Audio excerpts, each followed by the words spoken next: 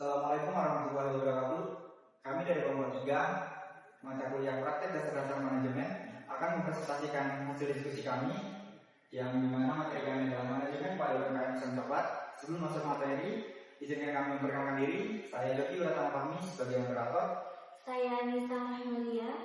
Saya Wamina Yudayani. Saya Aulia Samsatula Putri. Saya Aulia Putri. Baik, langsung saja kita masuk ke materi pertama, yaitu konsep dasar manajemen yang akan dijelaskan oleh Nisa. Nisa silakan.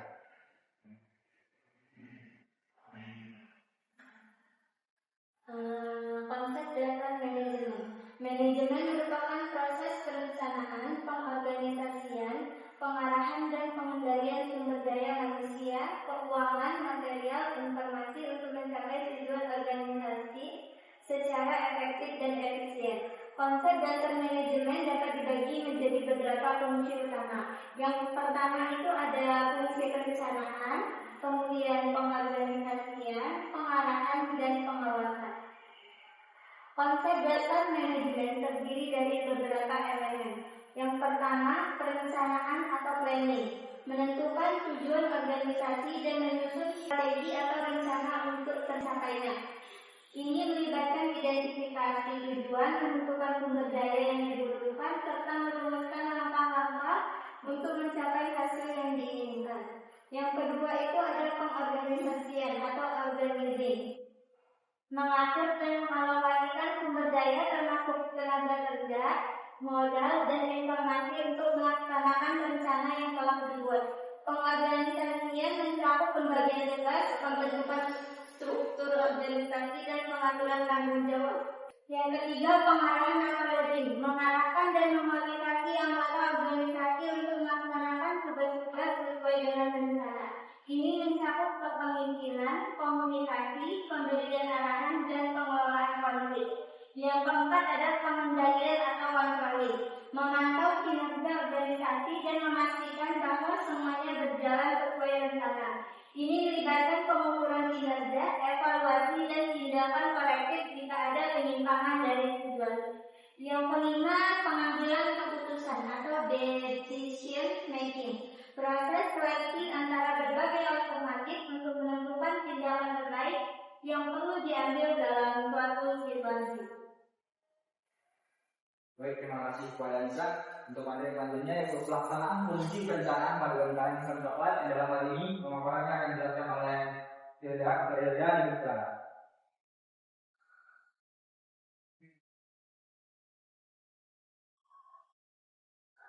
Pelaksanaan fungsi perencanaan pada UMKM setempat ada menentukan visi dan misi. Visinya menetapkan tujuan jangka panjang, misalnya menjadi salah satu penyedia jajanan sistem terbaik di daerah tertentu. Lalu ada misinya, menyusun langkah-langkah yang diperlakukan untuk mencapai visi tersebut, seperti menyediakan diskon berkualitas dengan harga terjangkau dan pelayanan yang ramah.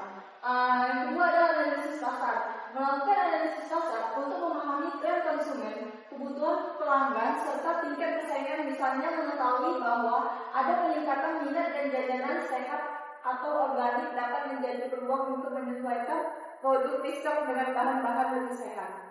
Yang ketiga adalah menentukan tujuan jangka pendek dan panjang.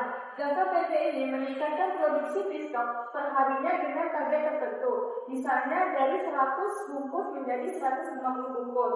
Jangka panjangnya membuka cabang baru di kota lain dengan waktu 2-3 tahun ke depan.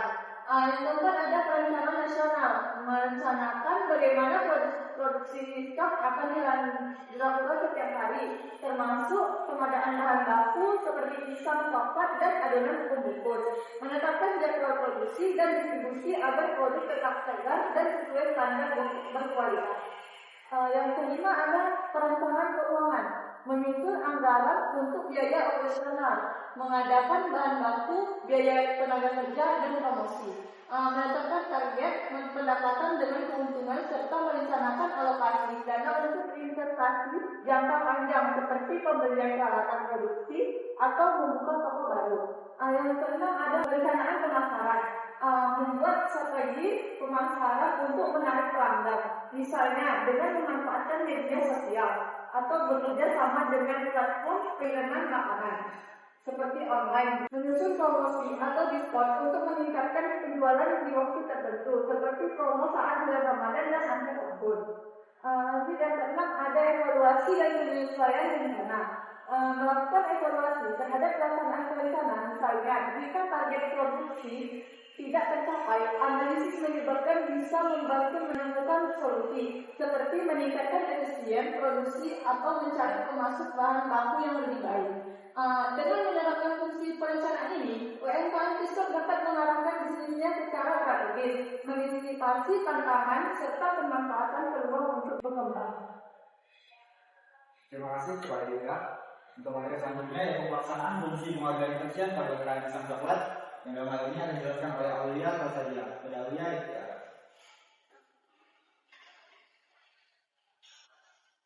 Terima kasih kepada moderator.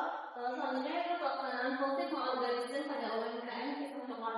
Yang pertama yaitu menyusun struktur organisasinya.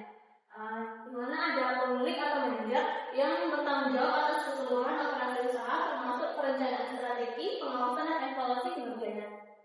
Terus ada produksi, tim yang bertugas mengolah dan membuat pisang coklat sesuai standar kualitas.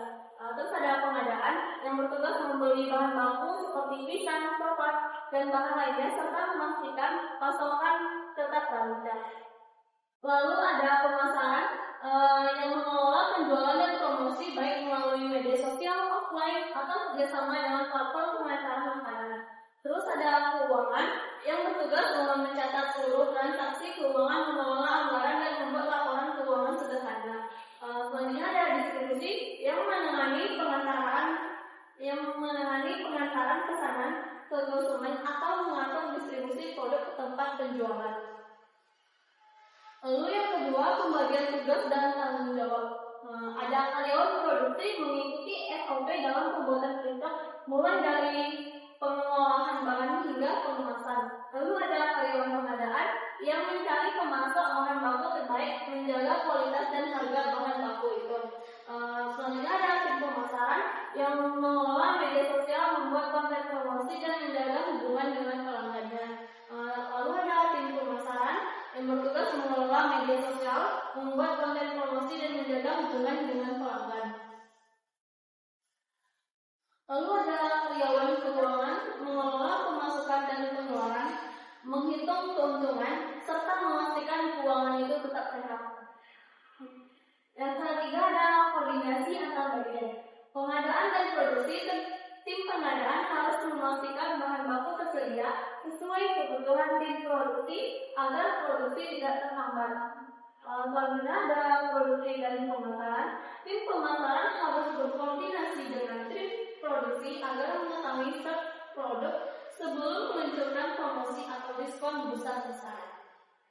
Lalu ada keuangan dari semua divisi. Tim keuangan perlu bekerja sama dengan semua divisi untuk memantau anggaran dan melaporkan kondisi keuangan, sehingga UMKM dapat mengontrol biaya dan meningkatkan profitabilitas. Lalu yang keempat ada pendelegasian wewenang. Tim produksi memiliki wewenang untuk memastikan produk berkualitas dan mematuhi standar kebersihan dan efisiensi. Selanjutnya ada pemasaran, diberi kebebasan untuk mengatur promosi produk dan menentukan strategi pemasaran yang dianggap efektif sesuai dengan arahan manajemen. Yang kelima ada pengendalian dan pengawasan. Evaluasi harian, mengecek kualitas produk yang dihasilkan setiap hari. Terus ada pengawasan penjualan, melihat perkembangan penjualan harian untuk memastikan target tercapai. Lalu ada evaluasi bulanan, melakukan rapat bulanan untuk menilai kinerja tim dan mencari peluang peningkatan. Yang keenam ada fleksibilitas dalam pengorganisasian. Mengingat UMKM Pistok adalah usaha kecil yang mungkin memiliki keterbatasan sumber daya, penting untuk tetap fleksibel dalam pengorganisasian. Pemilik UMKM harus siap menyesuaikan struktur atau sistem kerja sesuai dengan pertumbuhan usaha. Contohnya, jika permintaan Pistok meningkat, struktur organisasi dapat ditingkatkan dengan menambah karyawan atau membuat divisi baru. Yang ketujuh ada pengembangan karyawan. Mengorganisir tidak hanya tentang tugas dan wewenang, tapi juga memastikan bahwa setiap karyawan memiliki keterampilan yang dibutuhkan. Contoh pengembangan karyawan di UMKM Pistok ini meliputi fashion, kebersihan makanan atau teknik pemasaran online. Terima kasih kepada Aulia Tausalia. Materi selanjutnya yaitu fungsi pengalaman manajemen kain tentang coklat yang akan dijelaskan oleh Aulia Lutfi kepada Aulia Lutfi di persilakan. Baiklah, saya akan menjelaskan fungsi pengarahan pada UMKM desa wilayah. Adalah proses membimbing, memotivasi, dan mengkoordinasi seluruh anggota tim untuk bekerja sesuai dengan tujuan bersama. Dalam pelaksanaannya, pemilik atau manajer UMKM memberikan instruksi yang jelas terkait tugas masing-masing, seperti cara produksi yang tepat, menjaga kebersihan, serta standar kualitas produk. Pemilik UMKM perlu memberikan motivasi kepada karyawan agar mereka bekerja dengan semangat dan produktivitas tinggi. Ini bisa dilakukan melalui pemberian penghargaan, bonus insentif, atau pengakuan atas kinerja yang baik. Fungsi penghargaan juga melibatkan kepemimpinan yang efektif, di mana pemilik berperan sebagai teladan dan memberikan bimbingan kepada anggota tim dalam menyelesaikan masalah atau mencapai target. Dengan pengarahan yang baik, UMKM Pistok dapat memastikan bahwa setiap anggota tim bekerja waras, termotivasi, dan berkontribusi dalam mencapai tujuan perusahaan. Pengawasan mencakup pemantauan terhadap proses produksi, kualitas produk, efisiensi kerja, serta mencapai target penjualan. Pemilik atau manajer UMKM harus menetapkan standar yang jelas seperti jumlah produksi harian, kualitas bahan baku, rasa dan tampilan di stok, serta kebersihan tempat kerja. Langkah pertama dalam pengawasan adalah melakukan pemantauan secara berkala terhadap setiap aspek usaha. Pemilik dapat memeriksa kualitas bahan baku, memastikan bahwa produk diproduksi sesuai dengan standar, dan memantau jumlah stok yang tersedia. Selain itu, data penjualan harian dan kinerja karyawan juga perlu dipantau untuk memastikan usaha berjalan secara efisien. Dengan pengawasan yang efektif, UMKM itu dapat memastikan bahwa seluruh operasional berjalan sesuai dengan rencana, meningkatkan kualitas produk, dan menjaga kepuasan pelanggan. Komunikasi. Pengertian komunikasi menurut beberapa ahli yaitu yang pertama Oxford Dictionary atau terbitan Oxford University tahun 1956 menyatakan bahwa komunikasi merupakan pengiriman atau tukar informasi dan sebagainya. Dua, Phil Astrid Susanto tahun 1997 menyebutkan bahwa komunikasi merupakan proses pengorganisasian lambang-lambang yang mengandung arti. Yang ketiga, menurut Kate Davis mengemukakan komunikasi adalah proses penyampaian dan pemahaman dari seseorang pada orang lain. Tujuan komunikasi yang pertama perubahan sikap atau attitude, dan yang kedua perubahan perilaku, yang ketiga perubahan pendapat atau pandangan, yang keempat perubahan seksual. Unsur pokok komunikasi agar berjalan dengan efektif yang pertama adalah komunikator, dua komunikan, tiga pesan dan informasi, yang keempat alat komunikasi, yang kelima teknik komunikasi. Baik, terima kasih kepada Aulia Lutfi. Untuk materi selanjutnya, kita lanjut untuk faktor yang mempengaruhi komunikasi. Pertama itu ada faktor pengembangan komunikasi, ada perbedaan persepsi atau pandangan antara komunikator yang memberikan dan masing-masing memperpanjang persepsinya. Lalu ada perbedaan dalam kerja antara komunikator dan komunikan sehingga harus ada penjelasan tentang pemberitaan. Lalu yang kedua ada faktor penunjang komunikasi, ada persamaan bahasa, keterangan dan keterangan, kejujuran, lemah lembut dan perangai yang baik. Untuk teknik komunikasi ada tiga, yang pertama komunikasi informatif, yang kedua komunikasi persuasif, dan yang ketiga komunikasi koersif atau instruktif. Baik, kita lanjut ke materi selanjutnya yaitu etika yang akan dijelaskan oleh Anita. Kepada Anita dipersilakan. Baik, terima kasih kepada moderator. Di sini saya akan menjelaskan etika. Menurut Kamus Besar Bahasa Indonesia atau KBBI tahun 1995, etika merupakan nilai mengenai benar dan salah yang dianut suatu golongan atau masyarakat. Suseno juga mengatakan bahwa etika adalah ilmu yang membantu kita untuk mencari orientasi. Tujuannya agar manusia dapat menjalani hidupnya tanpa ikut-ikutan apa yang dilakukan orang lain, dan juga membantu manusia supaya lebih mempertanggungjawabkan semua tindakan atau keputusan yang dipilihnya. Terima kasih kepada Nisa. Untuk etika bisnis akan dijelaskan oleh Hilda, silakan. Baik, terima kasih moderator.